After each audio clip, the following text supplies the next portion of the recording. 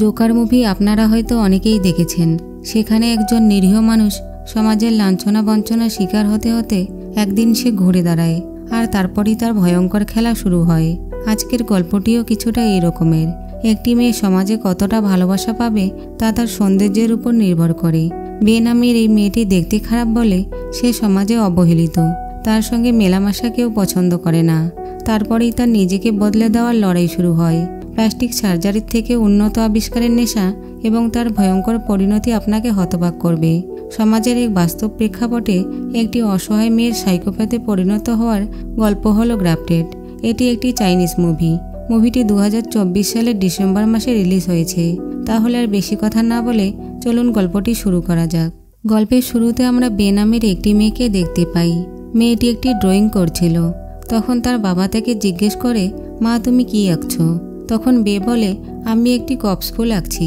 আমি তোমার নোটবুকে এই ফুলটি দেখেছি। কপস ফুল হলো খুবই বিরল একটি ফুলের প্রজাতি এবং 5 বছরে এই ফুল একবারই ফোটে, তাও আবার 24 ঘন্টার জন্য। এই ফুলের গন্ধ অনেকটা পচা মাংসের গন্ধের মতো। বেয়ের বাবা লিও একজন সায়েন্টিস্ট ছিলেন এবং এই ধরনের অদ্ভুত সব রেফারেন্সে তার নোটবুক ভর্তি ছিল। লিওর মুখে একটা অদ্ভুত জন্মদাগ ছিল, আর লিও এই দাগটিকে ঠিক করার চেষ্টা করছিল। তার জন্য লিও গ্রাফটিং পদ্ধতি ব্যবহার করে। গ্রাফটিং পদ্ধতি প্লাস্টিক সার্জারিতে ব্যবহার করা হয়। ক্ষতস্থান এবং পোড়া দাগের জায়গায় নিজের শরীরের অংশ স্থাপনের দ্বারা ক্ষত স্থানটি ঠিক করা হয়। কিন্তু লিও সার্জারি ছাড়াই একটি নতুন উপায়ে এই চিকিৎসা করতে চায়, যেখানে বিশেষ টেকনিকের দ্বারা স্কিনের টিস্যুগুলি আপনা আপনি একসাথে মিশে যাবে। আর এই গবেষণার কাজে লিও প্রায় সফলের পথে। তাই সে প্রথমে নিজের উপরে এই টেকনিক অ্যাপ্লাই করে। লিও আলাদা করে স্কিন কেটে তার জন্মদাগের স্থানে লাগালে তা তার স্কিনের সঙ্গে মিশে যায়।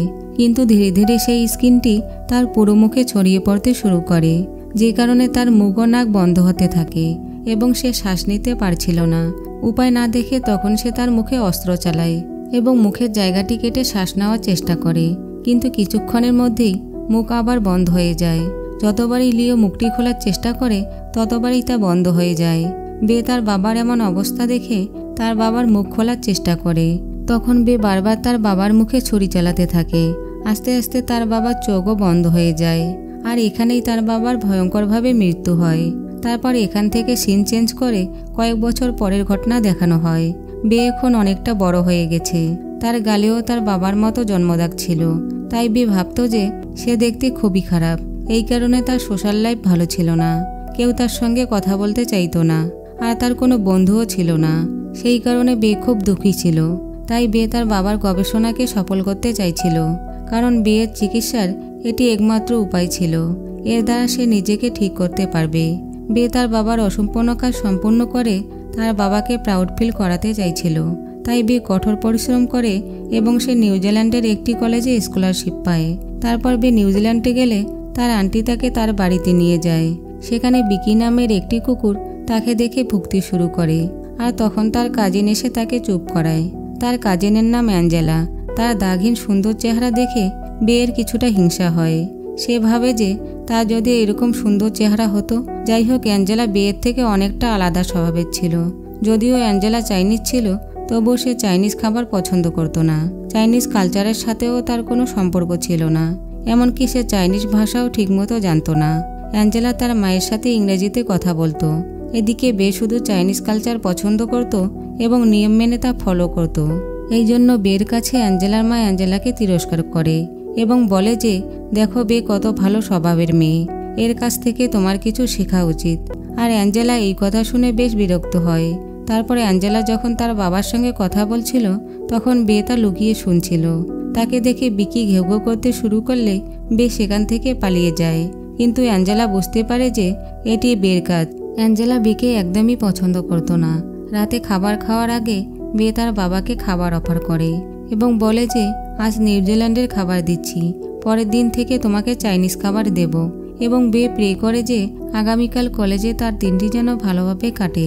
চাইনিজরা তাদের পূর্বপুরুষদের এভাবেই সম্মান প্রদর্শন করত। পরের দিন কলেজে যাওয়ার সময় বে একজন হোমলেস লোককে দেখতে পায়।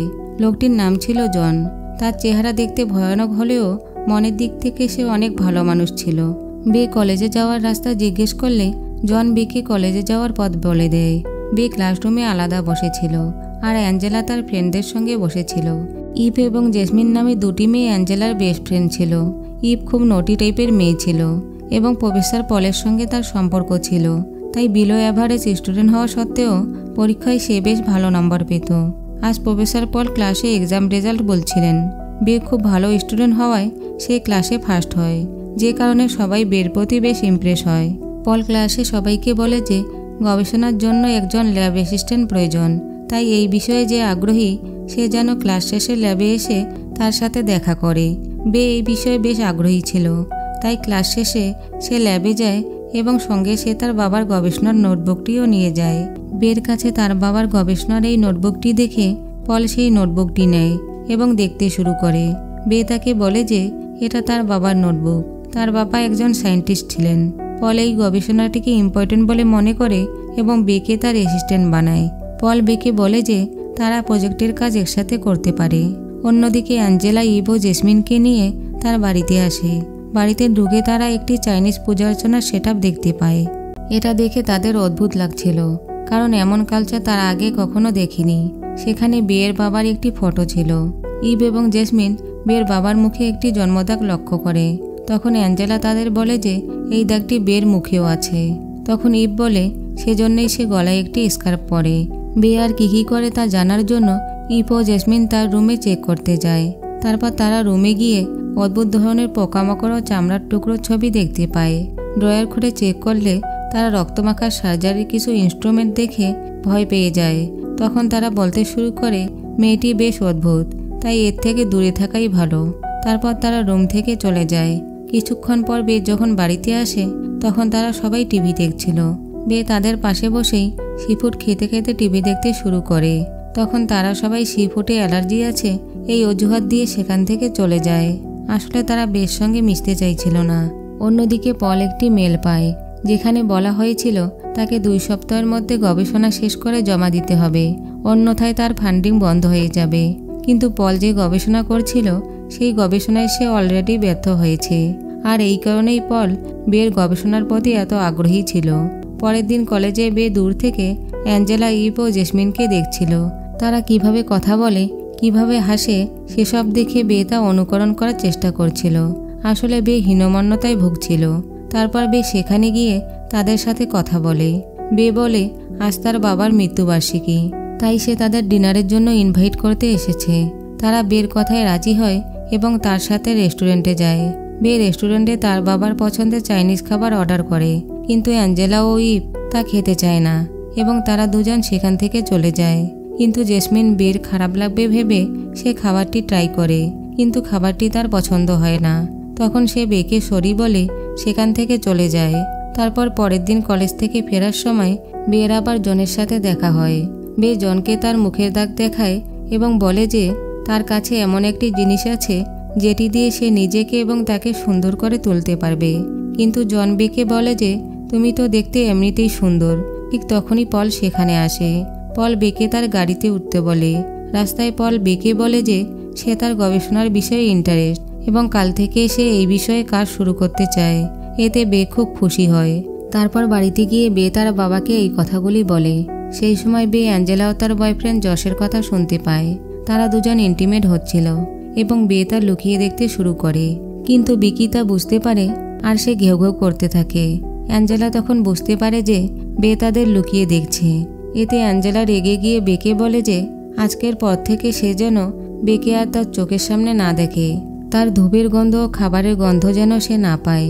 এতে বের খুব খারাপ লাগে এবং সে কাঁদতে শুরু করে। পরের দিন বে পলের সাথে তার গবেষণার কাজ শুরু করে। গবেষণার সময় তারা বুঝতে পারে যে স্কিন জোড়া লাগানোর জন্য একটি অর্গানিক উপাদানের অভাব আছে। এই বিষয়ে তারা দুজনেই বিভিন্ন ধরনের গবেষণা করতে শুরু করে, কিন্তু তারা বারবার ব্যর্থ হয়। তখন পল তার ধৈর্য হারিয়ে ফেলে। পল বের উপর খুব রেগে যায়। ঠিক তখনই জেসমিন সেখানে আসে। পল তখন বেকে সরিয়ে জেসমিনকে তার ল্যাব অ্যাসিস্ট্যান্ট হিসেবে নিয়োগ করে। তারপর বে এবং জেসমিন দুজনে একসাথে কলেজ থেকে বাড়ি যায়। জেসমিন বেকে বলে যে স্কার্ফ দিয়ে তোমার মুখে দাগ ঢেকে রাখার কোনো প্রয়োজন নেই, সব কিছু ঠিক হয়ে যাবে। আর তখনই বে দেখতে পায় যে কপস ফুলের একটি পোস্টার পড়ে আছে। সেখানে লেখা আছে যে এই ফুল 5 বছর পর ফুটেছে। এবং তার মাত্র 24 ঘন্টা থাকবে। তা দেখে বে ভাবে যে সেখানে গেলে হয়তো স্কিন জোড়া লাগানো সেই অর্গানিক উপাদানটি পাওয়া যাবে। তারপর বে রাতে গোপনে সেই জায়গায় যায় যেখানে ফুলটি ফুটেছিল। বে সেই ফুলের 18 তরল সংগ্রহ করে। তারপর ল্যাবে গিয়ে তার বাবার ফর্মুলায় তৈরি সিরামে এই তরলটিকে মিশিয়ে দেয়। তারপর বে নিজের উপরে এটি টেস্ট করে। সে তার থাইয়ের স্কিন তুলে তাতে নতুন স্কিন রাখে এবং সেখানে সিরাম ইনজেক্ট করে। সেই সময় অন্য একটি রুমে পল এবং ইভ ইন্টিমেট হচ্ছিল, আর দুজনেই তখন বেকে দেখতে পায়। বে কী করছে তা জিজ্ঞাসা করার জন্য পল সেখানে যায়। বে তাকে তার থাই দেখায় এবং বলে যে গবেষণার এই ফর্মুলাটি ঠিকমতো কাজ করছে। আমি স্কিন জোড়া লাগানো সেই অর্গানিক উপাদানটি খুঁজে পেয়েছি। কিন্তু ইভ দূর থেকে দেখে বিষয়টি খারাপভাবে নেয় এবং বের এই সাহস দেখে রেগে যায়। সেই দৃশ্যটির ছবি তুলে রাখে। তারপর ইভ সেখানে এসে তাদের দুজনের সঙ্গে এমন বিহেভ করে যেন তারা কিছু ভুল কাজ করেছে। তারপর ইভ বেকে তার গাড়িতে লিফট অফার করে এবং বেও আনন্দের সঙ্গে তার সঙ্গে যায়। কিন্তু যাওয়ার সময় বে তার নোটবুকটি ভুলে ল্যাবে ফেলে চলে যায়, আর পল তখন সেই সুযোগ নেয়। সে বের গবেষণাটি নিজের নামে করার চেষ্টায় ছিল যাতে সে জনপ্রিয় হয়ে উঠতে পারে। নোটবুকটি চাইনিজ ভাষায় লেখা ছিল, তাই পল তার এক চাইনিজ বন্ধুকে তা ট্রান্সলেট করতে বলে। এদিকে ইভ সেই ছবি অ্যাঞ্জেলাকে সেন্ড করে। তা দেখে অ্যাঞ্জেলা রেগে যায় এবং ভাবে যে বাড়িতে গিয়ে বেকে উচিত শিক্ষা দেবে। অ্যাঞ্জেলা বাড়িতে গিয়ে দেখে বে তখনও বাড়ি ফেরেনি। এদিকে ইভ বের সাথে কথা বলার জন্য তাকে একটি নির্জন জায়গায় নিয়ে যায়। ইভ বেকে বলে, তুমি ভুল করছো। টিচারদের নিজের প্রতি আকৃষ্ট করে কখনো ভালো রেজাল্ট করা যায় না। বে ইভকে বলে যে সে কিছুই করেনি, কিন্তু ইভ তার কোনো কথা শোনে না। সে তাকে উল্টোপাল্টা কথা শোনায় এবং তাকে একা রেখে সেখান থেকে চলে যায়। এতে বের খুব খারাপ লাগে এবং সে কাঁদতে শুরু করে। তারপর সে সেখান থেকে পায়ে হেঁটে বাড়িতে আসে, কিন্তু বাড়িতে আসার পর সে আরও বেশি হার্ট হয়। বে দেখে যে তার পূজার সামগ্রী ছড়িয়ে ছিটিয়ে আছে। বের প্রতি রাগ হওয়ায় অ্যাঞ্জেলা এসব করেছে। বে তাকে জিজ্ঞেস করে, তুমি এসব কেন করেছো? তুমি পূর্বপুরুষদের অপমান করেছো। অ্যাঞ্জেলা তখন বেকে বলে যে তুমি তোমার জিনিসপত্র নিয়ে এখান থেকে চলে যাও। আর তখন দুজনের মধ্যে হাতাহাতি শুরু হয়। অ্যাঞ্জেলা বের গলা টিপে ধরে। অ্যাঞ্জেলা এতটাই রেগে গিয়েছিল যে সে বেকে মেরে ফেলত। বে তার জীবন বাঁচানোর চেষ্টা করে, আর তখনই সে হাতের কাছে একটি চপস্টিক পায় এবং কিছু না ভেবে অ্যাঞ্জেলার চোখে মারে। চপস্টিকটি অ্যাঞ্জেলার চোখে পুরোপুরি ঢুকে যায় এবং সেখানেই তার মৃত্যু হয়। বে অ্যাঞ্জেলাকে মারতে চায়নি, কিন্তু আর কোনো উপায় ছিল না। সেই সময় তার আন্টির ফোন আসে। সে বাড়িতে আসছিল। বে তৎক্ষণাৎ অ্যাঞ্জেলার ডেড বডিটি লুকিয়ে দেয়, কিন্তু বে ভাবে যে তার আন্টি যখন তাকে অ্যাঞ্জেলার কথা জিজ্ঞেস করবে তখন সে কী উত্তর দেবে। আর তখনই তার মাথায় একটা আইডিয়া আসে। সে অ্যাঞ্জেলার ফেস কেটে স্কিন তুলে গ্রাফটিং টেকনিক ইউজ করে সেটি তার মুখে লাগায়, আর এভাবেই সে অ্যাঞ্জেলা হয়ে যায়। নতুন মুখ পেয়ে বে খুব খুশি হয়, কারণ সে এখন সুন্দরী হয়ে গেছে। এদিকে তার আন্টি বাসায় আসে।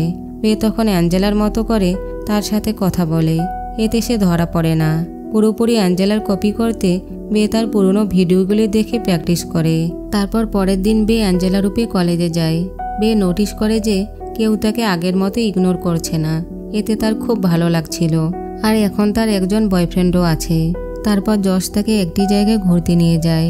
সেখানে যশ তাকে কিস করে, আর কিস করার সময় হঠাৎ বের ফেস খুলে যশের মুখে পড়ে। তা দেখে যশ ভয় পেয়ে যায়।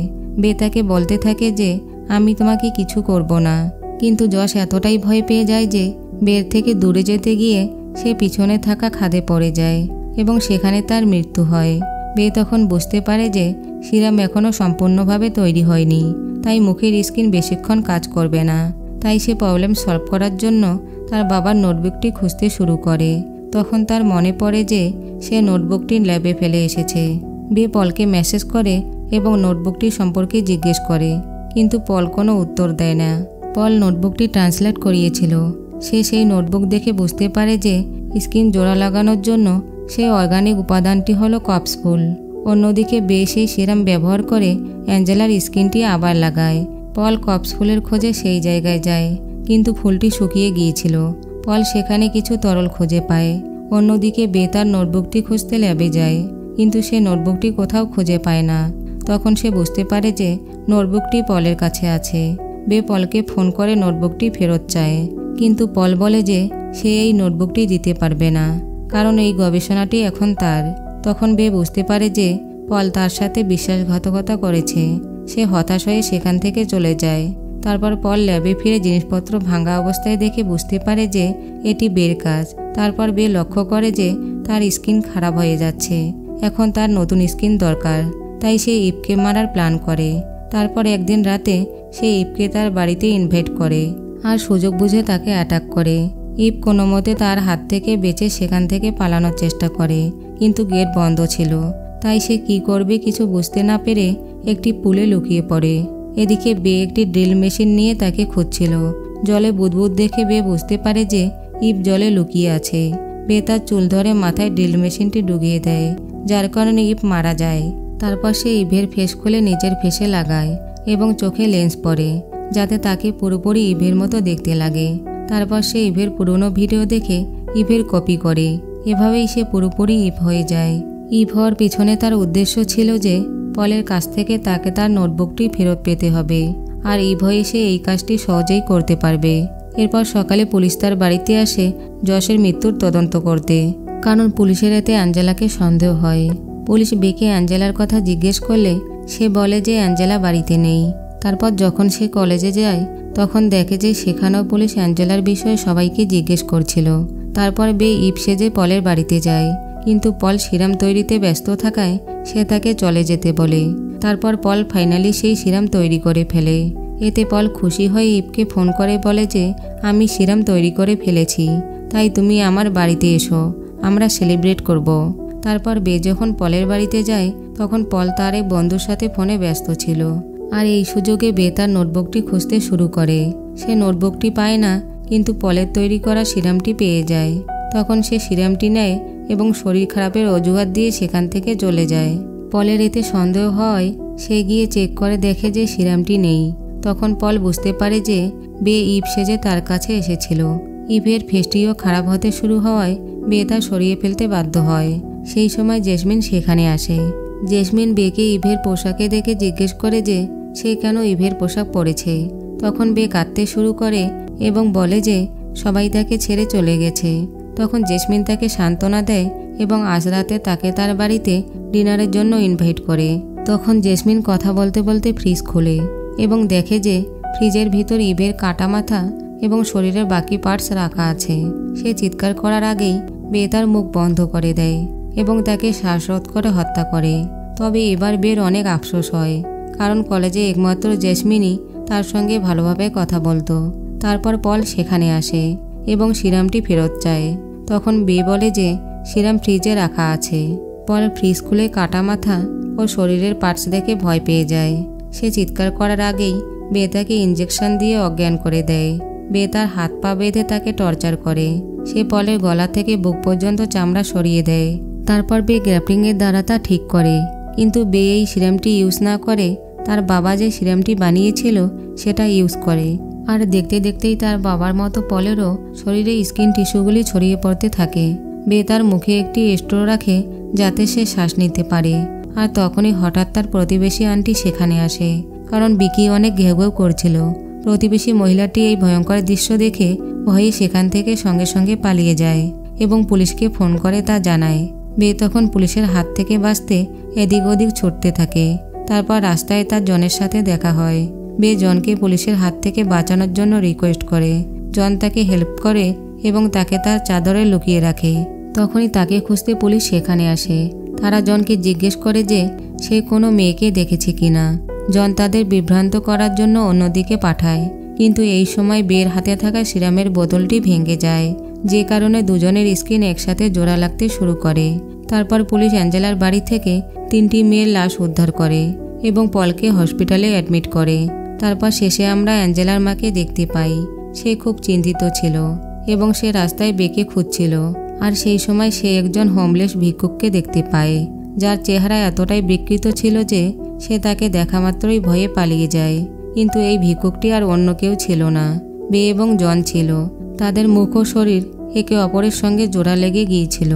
বে যে সিরামটি তৈরি করেছিল সেটা কিছুক্ষণের জন্য জোড়া লেগে থাকতো, কিন্তু পল যে সিরামটি তৈরি করেছে সেটা একবার স্কিনের সঙ্গে জোড়া লাগলে আর ছাড়ানো যাবে না। তাই এখন বেকে এভাবেই সারা জীবন থাকতে হবে। আর এটাই হলো বের কর্মের ফল। আর মুভিটি এখানেই সমাপ্ত হয়ে যায়।